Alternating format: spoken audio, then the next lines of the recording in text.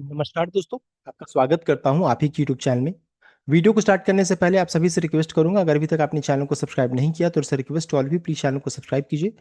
तो चलिए स्टार्ट करते हैं। जहाँ पे देखिए आज हम लोग डिस्कशन करेंगे अबाउट कैलिबर माइनिंग आईपीओ के बारे में। यहाँ पर डिस्कशन किया जाएगा यानी कि ये क्या इस आईपीओ में अप्लाई करना सही रहेगा कि नहीं रहेगा। साथ ही साथ यहाँ पर हम लोग इसका वैल्यूएशन को चेक करेंगे, कंपनी का फंड फाइनेंशियल को चेक किया जाएगा, सभी चीज़ों को चेक करेंगे। तो चलिए सबसे पहला चीज, कंपनी जो रहता है इनकॉर्पोरेट हुई थी 2014 में, 2014 में। ये देखिए कंपनी जो रहता है माइनिंग का logistic caliber mining and logistic limited जो रहता है, ये सर्विस प्रोवाइडर करती है, स्पेशलाइज इन कोल एक्सट्रैक्शन का काम करती है एंड कोल लॉजिस्टिक का काम करती है। कंपनी देखिए बेस्ड इन महाराष्ट्र, महाराष्ट्र में इनका देख सकते हैं लोकेशन है, ये हो गया। अब कंपनी का चेक करें काम क्या करती है, तो कोल माइनिंग से रिलेटेड है। देन देख सकते हैं लोडिंग एंड ट्रांसपोर्टेशन का काम करती है। We are transporting approximately 7 million tons of coal per annum, देख सकते हैं। रेक एंड आयरन ओर का काम करती है, जैसे railway rake is a railway rake, जैसे वेगन जो होता है उसमें से देख सकते हैं कैरी करती है raw materials like iron ore and coal to industrial plant तक वो कैरी करने का काम करती है। देन कोल मॉनिटरिंग का काम करती है, देख सकते हैं। ये चार हम लोग ने यहाँ पर डिस्कस कर लिया। अब इन चारों में से अगर चेक करेंगे तो रेवेन्यू सबसे ज्यादा जनरेट जहाँ कहाँ से होता है, तो कोल माइनिंग से, देख सकते हैं। ये जो ब्लू आप देख रहे हैं ना, ये पूरा कोल माइनिंग से लगभग 86.1% का, लॉजिस्टिक्स से 12.4% का, कोल ट्रेडिंग से 0.9%, रेक लोडिंग से 0.5%, रेल कोऑर्डिनेशन से 0.02%। यानी कि मेन बिजनेस जो आता है उनको कोल माइनिंग से यहाँ पर आता है, ये चीज है, देख सकते हैं। यानी कि रेवेन्यू कंसंट्रेशन एक जगह पे ज्यादा है, ये थोड़ा सा यहाँ पर दिक्कत है कि एक वर्टिकल से सबसे ज्यादा रेवेन्यू यहाँ पर जनरेट होता है 86.1% का। नेक्स्ट है कंपनी का मार्केट कैप 2771.93 करोड़ का है, बहुत बड़ा नहीं है, देख सकते हैं। कह सकते हैं अच्छी छोटी कंपनी है ये। और इसका ऑर्डर बुक को चेक करेंगे तो ये काफी बड़ा है, 9550 करोड़ का, एज ऑफ May 15 2026 तक, देख सकते हैं। यानी कि इसका ऑर्डर बुक काफी बड़ा है, तो ये चीज इस आईपीओ को अच्छा बना रहा है। नेक्स्ट अगर चेक करेंगे तो इसका फेस वैल्यू 10 है। इस आईपीओ का फेस वैल्यू 10 है। प्राइस देखिए 424 का कंपनी ने रखा है, प्राइस बैंड लोअर ये है, अपर ये इश्यू का प्राइस 424 का हो गया। और ये देख सकते हैं, ये इसमें एक लॉट में 35 शेयर्स रहेगा। फ्रेश कैपिटल कम ओएफएस भी है, देख सकते हैं। Book building IPO BSA NSC दोनों जगह पर लिस्टिंग के लिए जा रही है। साथ ही साथ अगर चेक करेंगे इशू का साइज, तो 450 करोड़ का देखिए टोटल इशू का साइज है, जिसमें से 400 करोड़ फ्रेश इशू है एंड 50 करोड़ आपका ऑफर फॉर सेल है, देख सकते हैं। इसके बाद अगर हम लोग इसमें चेक करेंगे जो फंड आएगा, पैसा आएगा, उसको क्या कंपनी क्या करने वाली है, तो repayment pre payment in full in part of certain boring, यानी कर्ज को चुकाने में इसे कम इसको यूज किया जा सकता है। साथ साथ funding capital expenditure for purchase of machine, तो ये दोनों चीजें देखिए अच्छी है। एक तो ग्रोथ के लिए मशीन खरीद रही है, एंड दूसरा अगर चेक कीजिएगा तो यहाँ पर कर्ज को कम करने का काम बात बताया जा रहा है, तो ये चीज यहाँ पर अच्छा देखने को मिल रहा है। नेक्स्ट अगर चेक करेंगे, आईपीओ ओपन होगा 17 से, होगा नहीं हो चुका है 17 को, क्लोज जाएगा 21 को क्लोज जाएगा। और आईपीओ का अलॉटमेंट होगा 22 को। अलॉटमेंट अगर नहीं मिलता है तो देखिए रिफंड हो जाएगा, 23 को पैसा आना स्टार्ट होगा, और 23 को ही आपको देखिए डीमैट अकाउंट में शेयर दिखने लगेगा। और साथ साथ लिस्टिंग 24 की जा रही है, तो इंपॉर्टेंट डेट्स हो गया, 24 तारीख को लिस्टिंग है। नेक्स्ट है एक लॉट में रिटेल की, देखिए एक लॉट मिनिमम है जिसमें 35 शेयर्स रहेंगे, 14,840 लगेगा, ये देखिए मिनिमम प्राइस हो गया। मैक्सिमम रिटेल 13 लॉट्स तक अप्लाई कर सकते हैं, 455 शेयर्स, 1,92,920 का देखिए इसमें इन्वेस्ट हो गया। अब देखिए अगर आप 13 लॉट से जहां ज्यादा अप्लाई कीजिएगा, जैसे 14 हो जाएगा, तो आप एसएनआई कैटेगरी में चले जाएगा, 490 शेयर्स रहेगा, 2,07,760 लगेगा, देख सकते हैं। और एसएनआई कैटेगरी मैक्सिमम 67 लॉट्स तक अप्लाई कर सकते हैं, और 67 से जहां ज्यादा होगा तो 68 लॉट यानी बीएचएनआई कैटेगरी में आप चले जाइएगा, तो देख सकते हैं ये हो गया लॉट्स के बारे में। नेक्स्ट है रिजर्वेशन को चेक करेंगे, तो क्यूआईबी के लिए 50%, एनआई के लिए 15%, और रिटेल के लिए चेक कीजिएगा तो 35% का यहाँ पर देखिए रिजर्वेशन रखा गया है, यानी कि मिलने का भी चांसेस यहाँ पर है। कितना शेयर्स ऑफर किए जा रहे हैं, सब कुछ क्या है आप यहाँ पर चेक कर सकते हैं। नेक्स्ट अगर चेक करेंगे इसका एंकर बुक क्या है, तो एंकर बुक देख सकते हैं अच्छा खासा पूरा फिल हो चुका है। पूरा देखिए सबका नाम देखिए, क्वांट म्यूचुअल फंड का नाम देखने को मिल रहा है, अशोका का नाम है, 3P India, Helios mutual fund, abacus, cranial and anchorage का नाम यहाँ पर देखने को मिल रहा है। कितना शेयर्स अलॉट किया गया यहाँ पर बताया जा रहा है, अमाउंट यहाँ पर बताया जा रहा है, चेक कर सकते हैं परसेंट, और अलॉटमेंट इशू को आप यहाँ पर चेक सकते हैं, परसेंट ऑफ अलॉटमेंट जो आप चेक कर सकते हैं। तो ये मैंने आपको बता दिया एंकर बुक के बारे में भी ठीक ठाक सा है। नेक्स्ट अगर चेक करें कंपनी का फाइनेंशियल पार्ट, तो एसेट्स देख सकते हैं 1279 से बढ़कर के 2000 हाईएस्ट अभी तक का है। टोटल इनकम 957 से बढ़कर के 1684, ये भी हाईएस्ट है।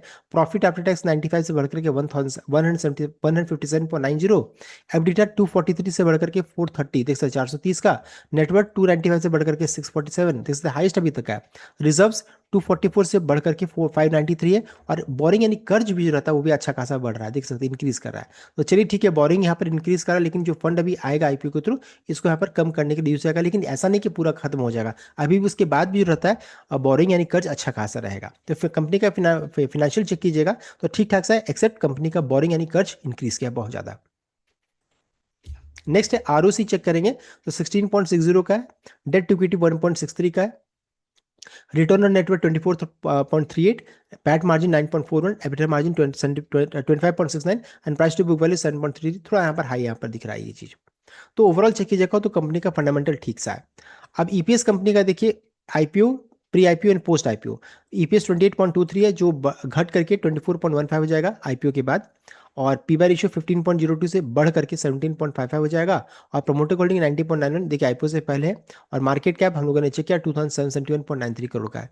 इसमें जो भी प्रमोटर्स एंटिटी है जैसे मोहित सतीश कुमार चड्डा, अनुज कृष्णलाल चड्डा, सब आप इसको यहाँ पर चेक कर सकते हैं, सबका नाम यहाँ पर दिया गया है।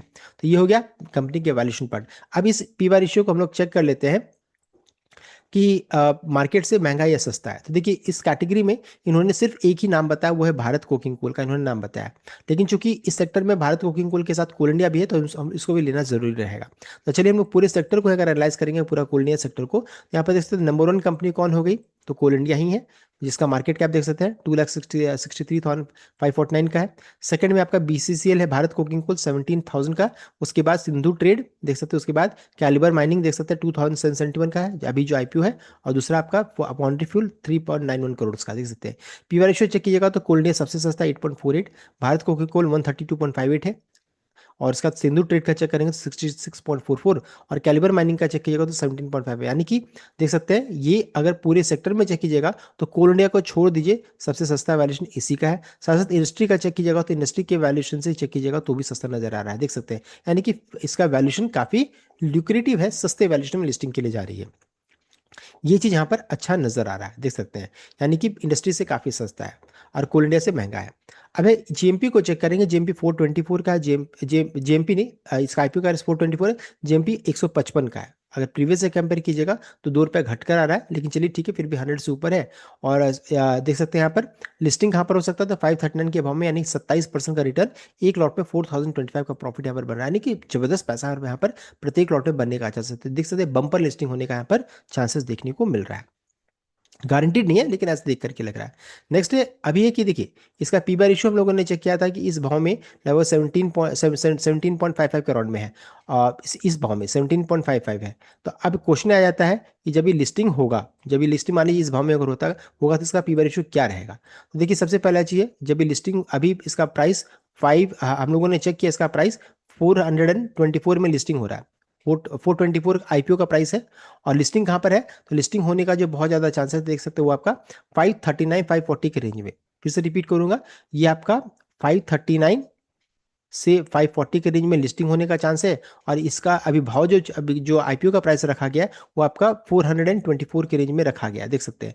इसका मतलब ये निकल कर आ रहा है कि लिस्टिंग होने के बाद भी इसका पी बाई रेशियो उतना महंगा नजर नहीं आएगा, बिकॉज 22 से 25 के रेंज में निकल कर आ रहा है इसका पी बाई रेशियो, देख सकते हैं। तो पी बाई रेशियो लिस्टिंग जब होगा उस समय भी ये सस्ता ही नजर आएगा, यानी कि ठीक ठाक से यहाँ पर पैसा बनने का चांसेस है, वैल्यूएशन कंसर्न नहीं रहेगा। नेक्स्ट है अगर चेक करेंगे इसका हम लोग सब्सक्रिप्शन, तो 1.31 टोटल अभी तक हुआ है एक ही दिन के अंदर में। क्यूआईबी तो अभी स्टार्ट, देखो लास्ट दिन फिल होता है, हम लोगों ने डिस्कस किया। और एनआई 1.69, और रिटेल चेक कीजिएगा तो 1.72 यहाँ पर देखने को मिल रहा है। रिटेल तो कोटा फिल हो गया है, देख सकते हैं ऑलमोस्ट, और क्यों इसमें एनआईवी कैटेगरी फिल हो चुका है। अब देखिए कितना एंकर बुक होता है और कितना और मल्टीपल होगा मैटर करेगा, लेकिन बहुत ज़्यादा चांसेस है यहाँ पर आपको अच्छा खासा सब्सक्रिप्शन देखने को मिल सकता है। बिकॉज देखिए जो पैसा अभी निकलेगा ना, अभी एसबीआई एमसी में पूरा पैसा सबका लगा हुआ है। अब जैसे कल से यहाँ पर सबके पास पैसा तो अलॉटमेंट तो ऑलरेडी हो चुका है, पैसा जब आना स्टार्ट होगा तो कल यहाँ पर देखिएगा अच्छा खासा यहाँ पर होल्ड लग जाएगा, अच्छा खासा लाइन लगाएंगे लोग, तो इस चीज़ को ध्यान दीजिएगा। नेक्स्ट है इस आईपीओ का पॉजिटिव चीज़ें क्या क्या है, तो देखिए कंपनी का रोबस्ट ऑर्डर बुक है एंड रेवेन्यू विजिबिलिटी यहाँ पर है, 9,551 करोड़ का इसका ऑर्डर बुक है, जो कि रफली 5.7 टाइम्स इट्स FY26 रेवेन्यू है। प्रोवाइड करेगी high growth and revenue visibility for the next कुछ सालों तक ये काम करेगा। स्ट्रॉन्ग फाइनेंशियल ट्रैक रिकॉर्ड देखने को मिल रहा है, देख सकते हैं it's operating revenue grow at CAGR of over 32% between FY 24 and 26. Furthermore, EBITDA margin side sits at impressive 25.6% and ROE 27.8%. Good utilization of IPO का फंड, 400 करोड़ में से चेक कीजिएगा तो लगभग 208 करोड़ कर्ज को कम करने में यूज किया जा रहा है, तो ये चीज अच्छा है। लेकिन फिर भी this will significantly deleverage the balance sheet, lowering finance cost and lifting bottom line profitability post listing. The remaining portion of earmarked for buying new heavy machinery to fuel capex growth के लिए use किया जाएगा। तो ये कुछ चीजें यहाँ पर पॉजिटिव नजर आ रहा है। और साथ साथ एक और चीज है, वैल्यूएशन काफी रीजनेबल यहाँ पर नजर आ रहा है, देख सकते हैं। तो at upper price 424, IPO price to earning multiple stands as 17.5x based on FY 26 earning. Many brokerage view this as fairly priced or even attractive compared to the broader industry, यहाँ पर ये माना जा रहा है। स्ट्रॉन्ग इंस्टीट्यूशनल बैक, यहाँ पर banking देखने को मिल रहा है। बड़े बड़े निवेशक, institutional investor like quant mutual fund, Helio small cap इसमें अपना कॉन्फिडेंस यहाँ पर जता रहे हैं। तो ये पॉजिटिव चीज हो गई। लेकिन हाँ, नेगेटिव भी जानना जरूरी है, क्या क्या नेगेटिव इस IPO में। तो नेगेटिव में हाई कस्टमर कंसंट्रेशन यहाँ पर है। 90% ऑफ कैलिबर रेवेन्यू जो रहता है फ्रॉम जस्ट 3 क्लाइंट्स यहाँ पर आता है, with 1 client northern coalfield limited, a subsidiary of coal India, जो कि कंट्रीब्यूट करती है 44% लोन। अगर एक कॉन्ट्रैक्ट यहाँ पर कम हो, मान लीजिए किसी तरीके से कैंसिल हो जाता है, तो इनके रेवेन्यू को अच्छा खासा नुकसान देगा, पूरा एक ही बार में खत्म। हैवी एग्जिस्टिंग डेट है कंपनी को और अच्छा खासा डेट है। हालांकि इन्होंने यूज कर रहे ये जो फंड आएगा उसको कम करने में, लेकिन फिर भी अच्छा खासा यहाँ पर रहने वाला है। सो यहाँ पर because contract mining require major investment in expensive fleet and heavy machinery, company has operated with heavy leverage. Even though the IPO proceed will help bring the new net debt to equity ratio down from 1.6 to 1, the capital intensive nature mean debt management will always remain up। तो यहाँ पर चूंकि यहाँ पर heavy leverage में रहता है, तो यहाँ पर हमेशा डेट मैनेजमेंट एक की रिस्क रहने वाला है।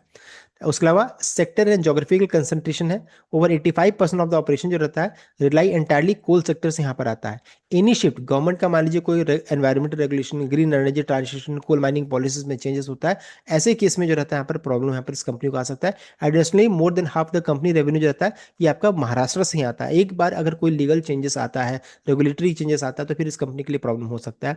सीजनलिटी ऑफ ऑपरेशन एंड खासकर बरसात का सीजन में रहता है, सब कुछ रुक जाता है। बिकॉज बरसात होगा तो माइंस में कोई काम नहीं करते, धंसने का चांसेस रहता है, प्रॉब्लम होता है, गिर सकता है। तो ये मानसून जो रहता है अधिकतर माइंस से पानी जम जाता है, तो ये एक प्रॉब्लम यहाँ पर है। This inherently makes the companies quarterly revenue uneven and volatile through out the financial यहाँ पर रहेगा। तो ये नेगेटिव चीजों को भी हम लोगों ने डिस्कस कर लिया है।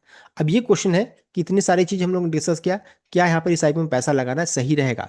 देखिए, पैसा लगाना नहीं लगाना आपके ऊपर में डिपेंड करता है। कंपनी के फाइनेंशियल तो बहुत शानदार है, ऑर्डर बुक हम लोगों ने चेक किया बहुत अच्छा है, एंकर बुक भी ठीक ठाक सा है, GMP अच्छा दिख रहा है, लिस्टिंग इन होने का चांसेस है, वैल्यूएशन कंसर्न है नहीं। और जो नेगेटिव चीजें हैं वो बरसात जब स्टार्ट होगा, जब रिजल्ट आएगा तब यहाँ पर रहेगा। तो लिस्टिंग इन तो यहाँ पर पक्का होने का चांसेस है, एंड यहाँ पर अप्लाई करने से लिस्टिंग इन होने का बहुत ज्यादा चांसेस बन रहा है। तो अप्लाई करने में भी कोई प्रॉब्लम नहीं है। और अगर मान लीजिए नहीं अप्लाई करते हैं तो भी यहाँ पर अगर बायोडिम की स्ट्रैटेजी से काम करेंगे, लॉन्ग टर्म में काम करेंगे, तो पैसा बनेगा। बिकॉज कोल सेक्टर में अधिकतर अधिकतर जगह पर चेक कीजिएगा तो पैसा बना ही है। तो ये है मेरे तरफ से, ये एक पॉजिटिव IPO मुझे नजर आ रहा है। सो इतना complete update. I hope like किया, शेयर किया, चैनल को सब्सक्राइब किया। Thank you.